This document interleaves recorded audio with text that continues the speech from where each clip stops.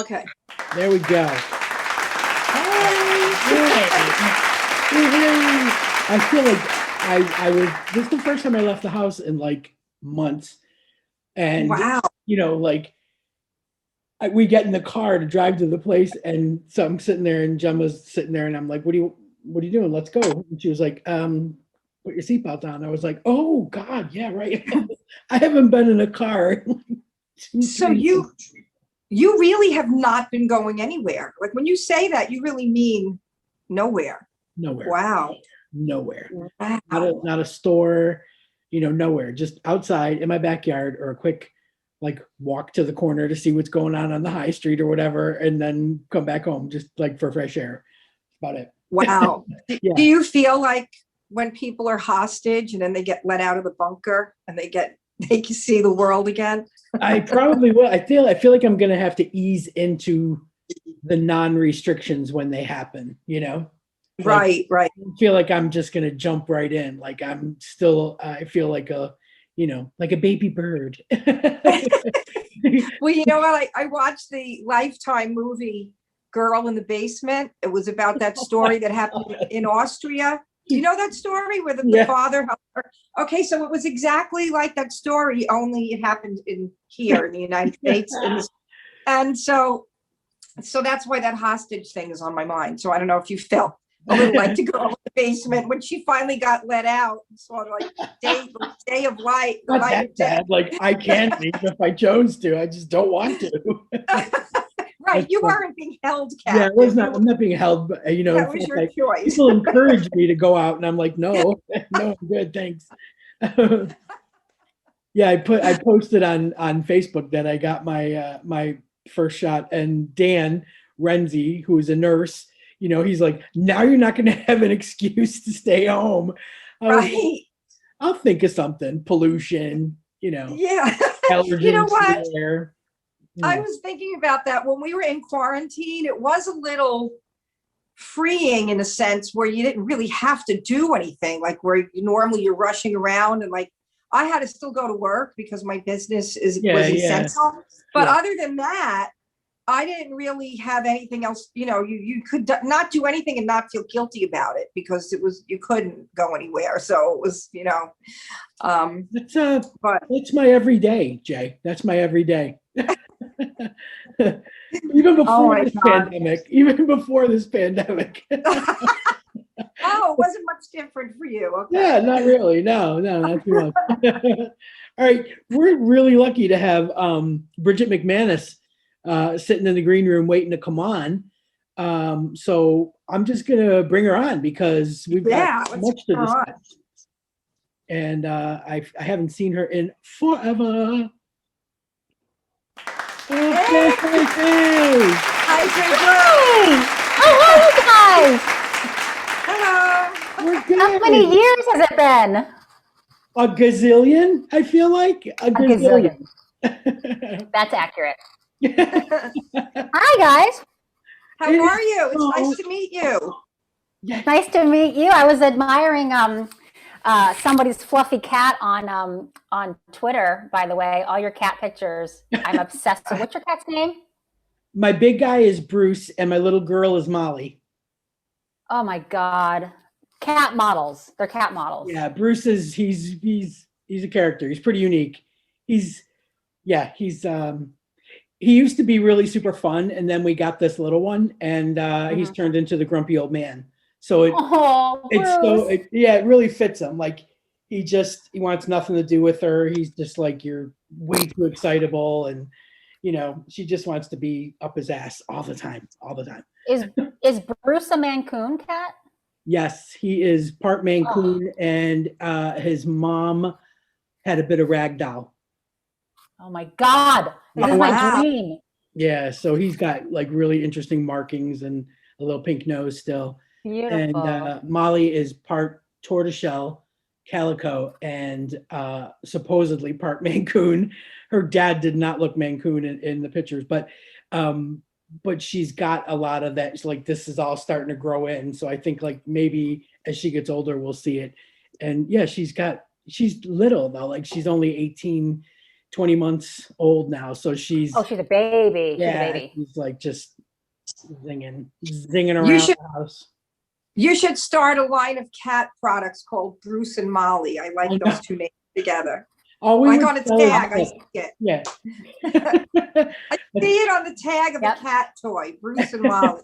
Bruce and Molly. They are, my mother goes, I think you should write a children's book. Like, Oh, I don't have that yeah. kind of mind. I feel like it might take a dark turn.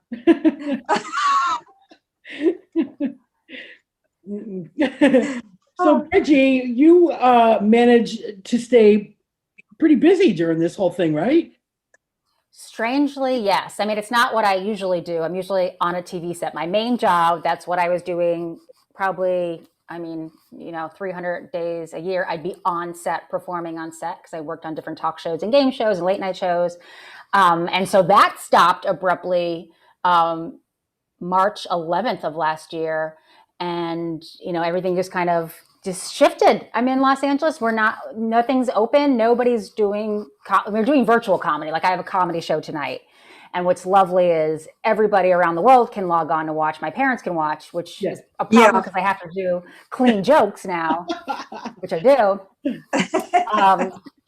But it's a nice way to connect, and we make money, which is great. And I'm starting not one, not two, but 3 podcasts, which is great. Oh.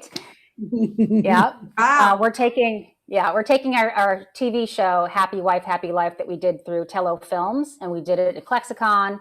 And that's going to be a podcast through Starburn Audio. They do Paula Poundstone's podcast. They do Joe Coy's. They do Amanda Seales, a bunch of comics. It's all comedy stuff. Mm-hmm. Oh, fantastic. And then Carmen, my beautiful, amazing wife, we're doing a podcast called Let's Do This, where we challenge each other, which should be a blast, because the things that she wants me to do, I don't want to do. And the things I want her to do, like get a colonic, she doesn't want to do. So we'll see. Oh, man, that is savage. Wow. You really put the stakes high, don't you? Have either of you ever gotten a colonic before? No. Nope. We are, listen, we're east of Wyoming. We're east of Wyoming. We barely know the word, right? Right. I barely know what that, I don't even want to know exactly, but what you want to tell us about? Fascinating. No, I won't tell you, because it's just, whenever I work on talk shows, we usually have amazing guests on and they talk about certain products, and I'm someone that's like, that's interesting. So we had someone on that was like so pro colonic, and I went home and I researched the importance of cleaning your colon, how all cancers start in your colon. It's about flushing out your toxins. So I was like, oh, this is great. So I went and got like a pack, like a bunch of them, and I was telling everybody, like, this is so wonderful. Everyone's like, you're fucking disgusting. Stop talking about colonics.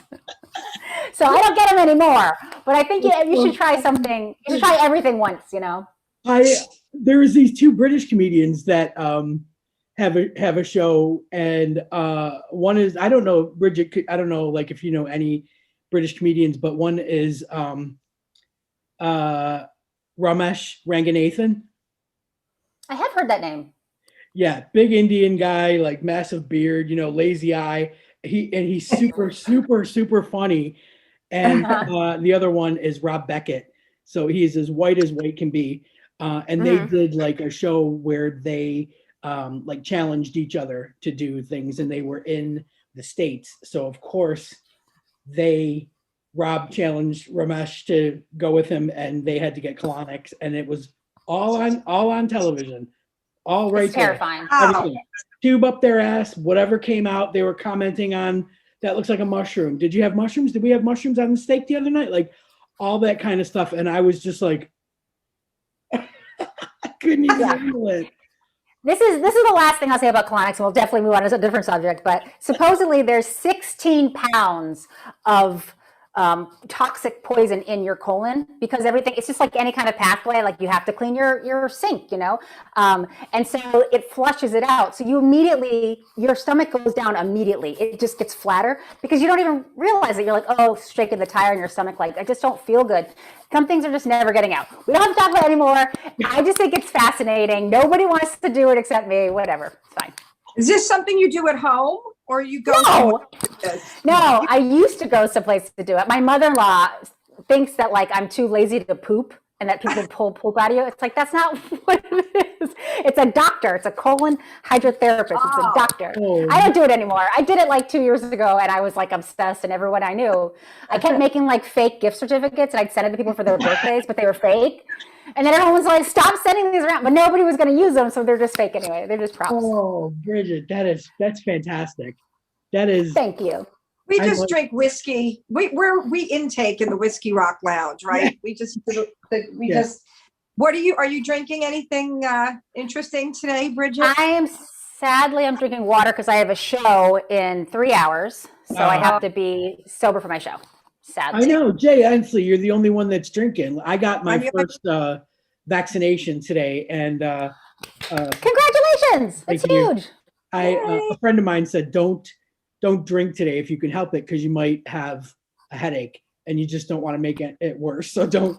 So I'm like ginger beer, not real beer, just like ginger ale beer kind of thing. Oh, is that what that? Oh, when you said ginger beer, I thought you were doing the beer thing anyway. No, so it's non-alcoholic. Like a soda. Yeah, I was trying to be good. I tried to be a mixologist. I'm worst because I can't. You were looking at me like, what? I told Denise. I said I had a really hard day. My head was like.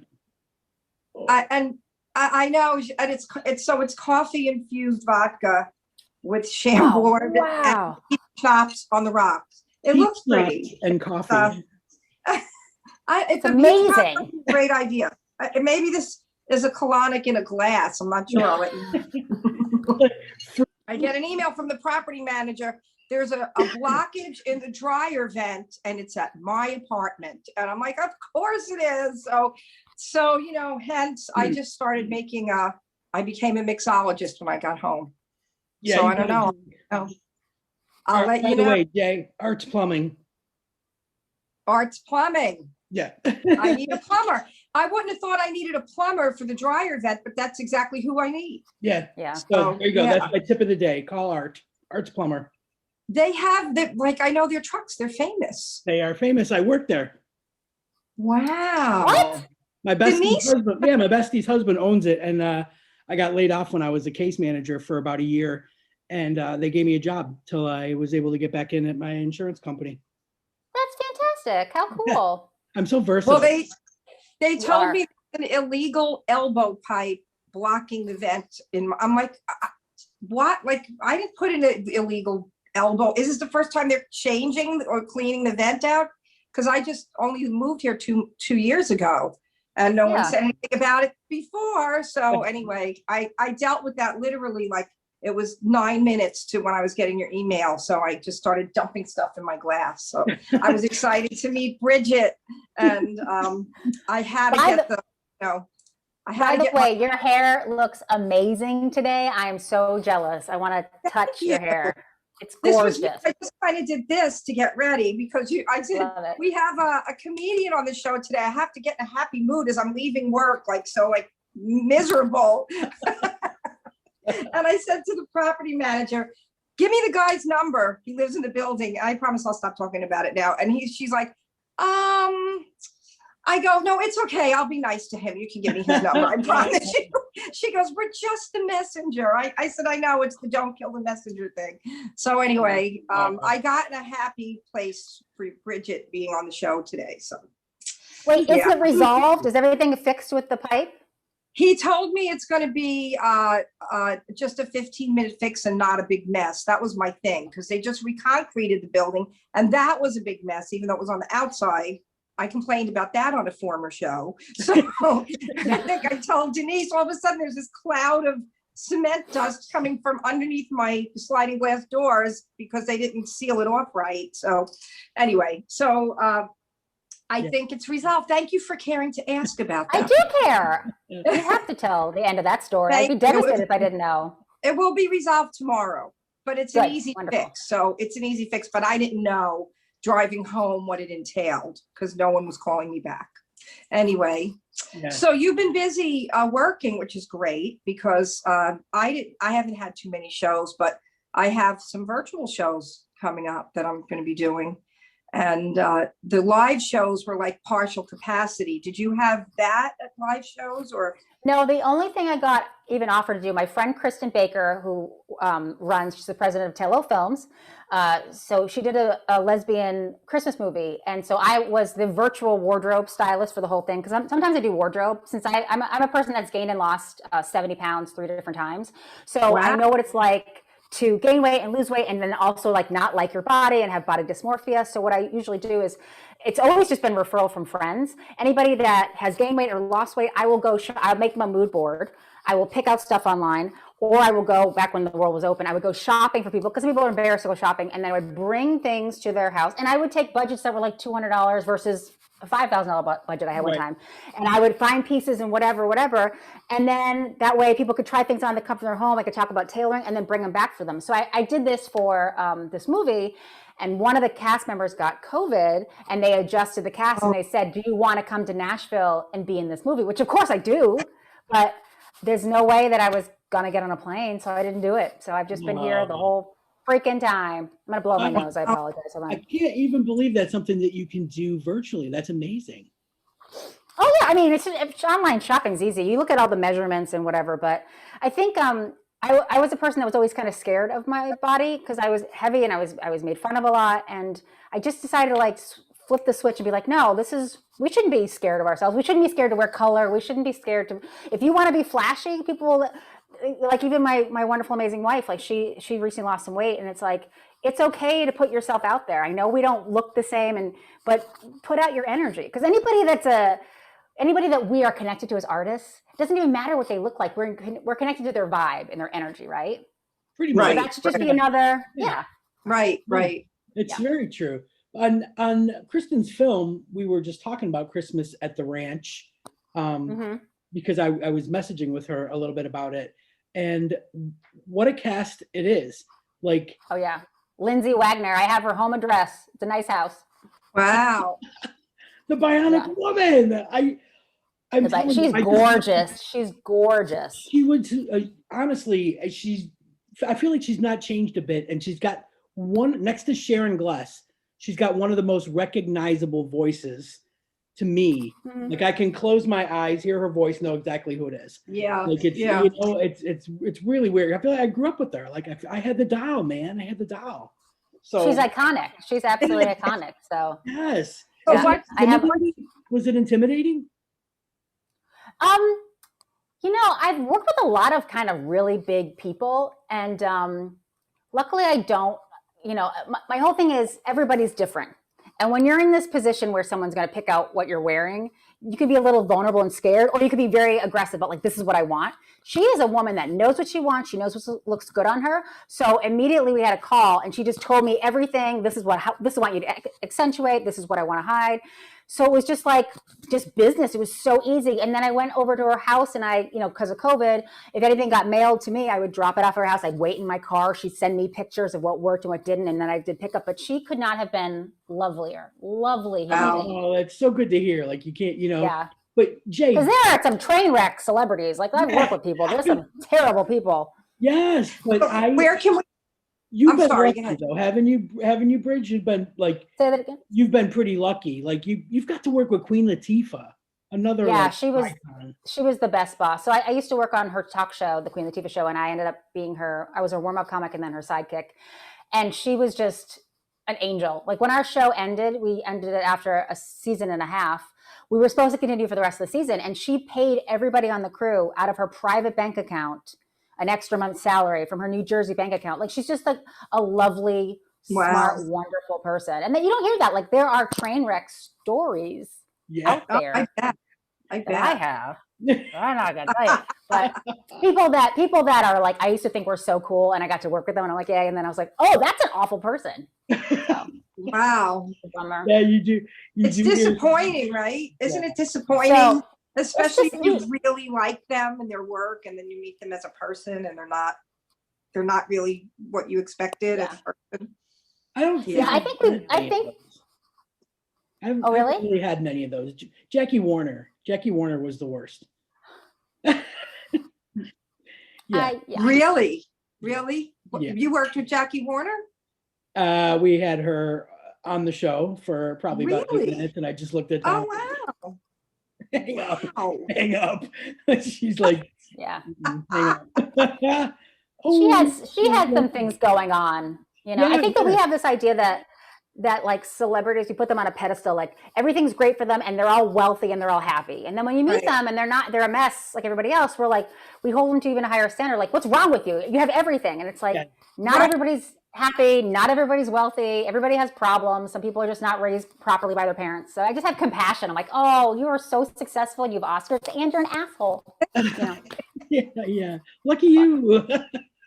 Yeah, exactly. I can kind of see that about Jackie Warner, though. I think that doesn't surprise me. But then some people surprise me. We were in LA for a movie thing and saw her in the Abbey, and then we were like, oh, okay, now it all makes sense. You know, like you went, you know, like that initial phone call when we had her on the podcast was so bad that literally we just looked at each other and we went, let's just like hang up and say, oh, sorry, my God, the phone line got disconnected, and then don't answer. And then, but when we went out there and we actually like saw her, it all kind of fell into place. Like, you know, there were like a lot of bad relationship stuff going on, I guess. So we just, actually two of my friends dated her for a little while, and the stories are amazing. The little sunshiny one. Brianna Stockton? Which one? Yes. Yeah. She was on the show, yeah. We had her on our show like a long time ago. I love Brianna. Oh my God. She's trying to give us dieting tips while we were eating peanut M&Ms and Reese's cups. And yeah, it was a totally failed attempt, but God bless her. She tried to get she actually did for a little period of time. We did the show, it was called Advanced PE. It was like a workout show because she was doing her own thing. And she got Carmen and I to go raw. So if you think like not even vegetarian, vegan, raw, which means you can't have food that's higher than a certain temperature, that was a very miserable time in our marriage. I was hungry. I was so frustrated. I was like, can you at least can I have a piece of toast? But I love her and she's very smart and she just has great restraint. I needed things to be heated up.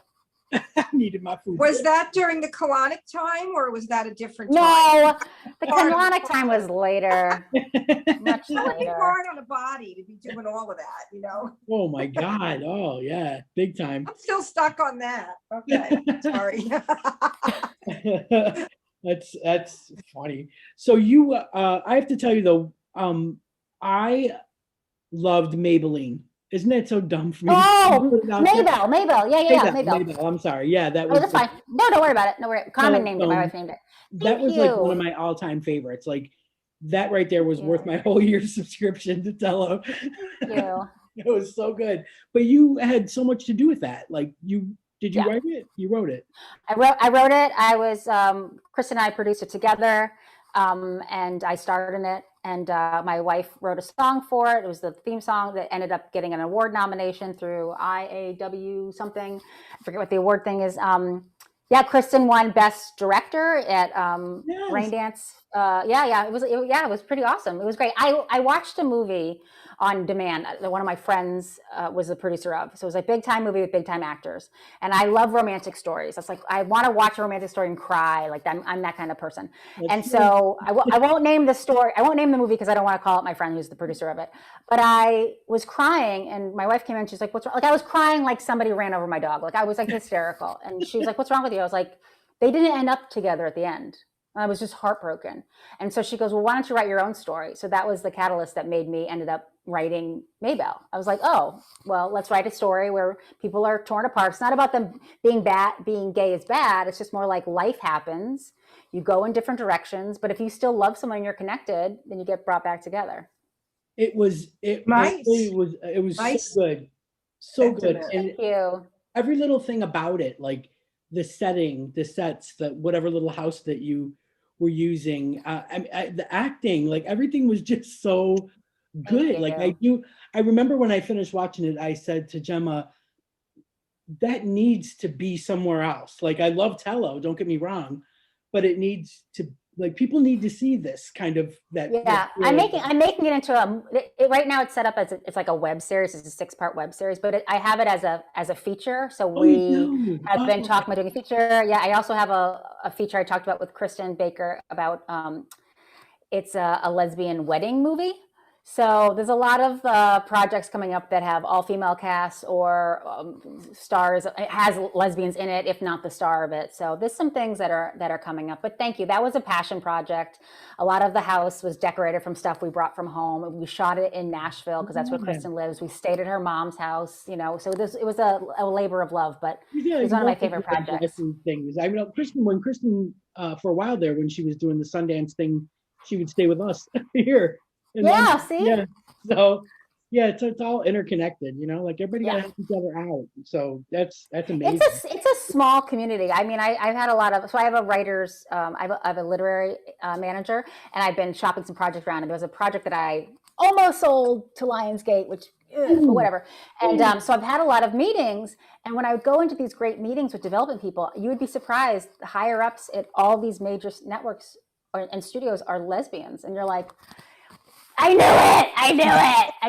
You know, it's just like we're not the top person that gets to say yes to everything, but you know, we have voices, and it's so, I can't even tell you how many, I can't even count on both hands how many lesbians I met that are in very high power positions at all these networks and studios, and they all want female content, they want queer content, they want body positivity, they want diversity. It's just like, thank God, as a viewer, I'm so bored. I don't want to see the same stupid stuff. I want to see people of color. I want to see queer people. I want to see people that don't even identify but are just like sexually fluid. So that's more exciting.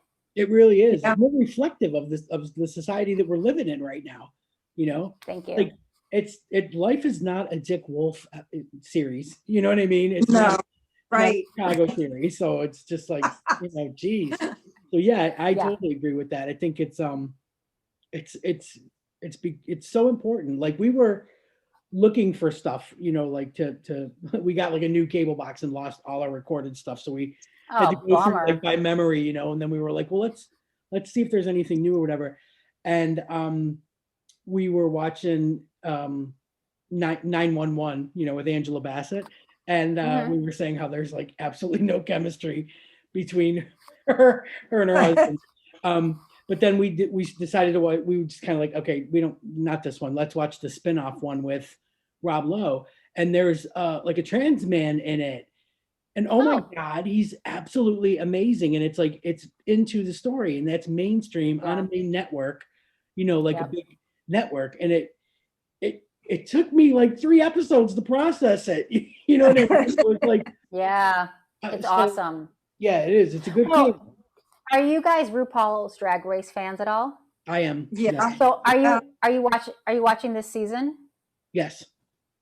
So I cannot get enough of Mick. Yes. So Mick is trans, and every time I watch him, and I look at Carmen the whole time, and I just go, my mind is, he defies everything. And I'm part of the queer community and part of the rainbow, and I know a lot of trans people, and I have for many, many years. My sister has so many trans friends, and it's like, it's so commonplace for us, but to see something about him in particularly, because, you know, he's a man, and then he's doing drag, and everything about it, my mind is blown. I'm like, this is next level. This is next level. It's a lot to process, that one. Definitely. Yeah. I love him. I love him. I get a double whammy because I get the Drag Race US and then Drag Race UK back to back on Saturday mornings. It's like, pour the coffee, let's go. We got 2 drag races in a row, and they're so different. Yeah. The UK. Yeah, I watched the UK one. When I watch the UK one, I have to watch it 2 times in a row because they talk so fast. It's hard for me. I have subtitles on. Yeah, me too. They're so fast. Me too. Yes. So I have to watch it twice. I'm like, okay, go back. What the fuck? What does that mean? Okay, yeah. I literally have been here 10 years. This coming month, in a week, I will have been here 10 years, and I still watch everything with subtitles. Still, honestly, there's so many different dialects. You know, like Newcastle is different than Manchester. That's different than Birmingham. That's different than London. You know, and I worked in a pub for 2 years, and if somebody, you know, ordered something and I had to say what, like 2 or 3 times, or what did you say? Yeah. I would just stand in front of all the liquor and say point, because I don't know what you're I don't know what you're asking Yeah. for. Yeah. Point. You know what? I had to put subtitles on It's a Sin. I watched It's a Sin Yeah. series. yeah. Now it's on HBO, and I guess they're not doing another season. I was hoping they'd be doing another season, Oh. No. but the writer said he wrote it intentionally just for one season. So he said he said everything he needed to say in that season, and he wanted to move on to something else. But I thought for sure that was coming back because that did really well. But I needed the subtitles too, or like to rewind it to say, well, wait, what did they say? Yeah. Yeah. Because they have different words for things too. Oh, definitely. Yeah. Especially being from Long Island, we have different words for things. So Yeah, it is. It sometimes it's just, I just feel like a hot mess, man. Like I keep telling Jay I want to get this Scottish singer, Horse McDonald, on the show, and I remember distinctly, and I've met her a couple of times, and every time I have to keep looking at my wife to interpret because I don't understand what she's saying. It's so Scottish. It's like so heavily Scottish, and so I just thought it would be an absolute mess to have her on with JD and I both like not understanding a word she said, or have to ask her to keep repeating herself. Would be terrible. she But probably wouldn't understand either.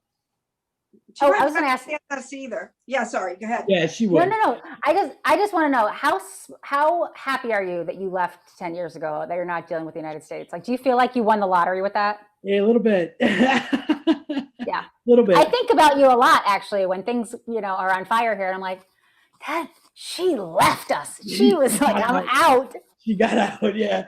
It's Not true. really, though, because you know more about what's going on here than I do. than I knew. I Like, definitely I have to ask Denise what was happening here in the news because we go to do the show and she's like, "Did you see what's happening today?" I'm like, "No." He goes, "What time is the show?" I'm like, "The Capitol's being stormed right now.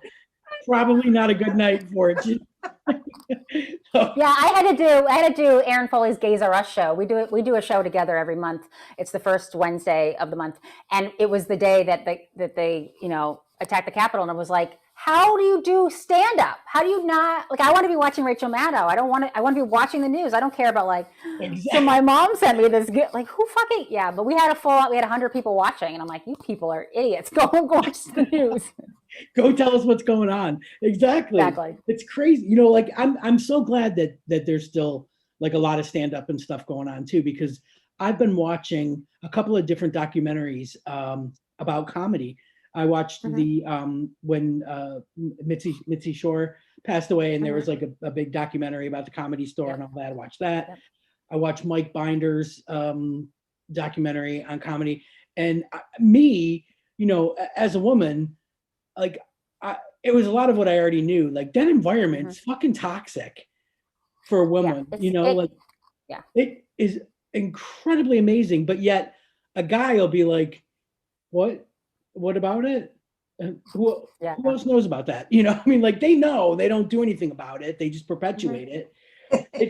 It's unreal to me that things have not gotten better. Like, I don't care what anybody says, they have not got better. Like you just have to go out there and plow your way through that and deal with it and manipulate it and navigate it, to make it work for you. Because I mean, just stepping into it has got to be ridiculous, ridiculous. And it doesn't matter like whether it's mainstream or if you're a lesbian or whatever. I mean, it just seems so difficult.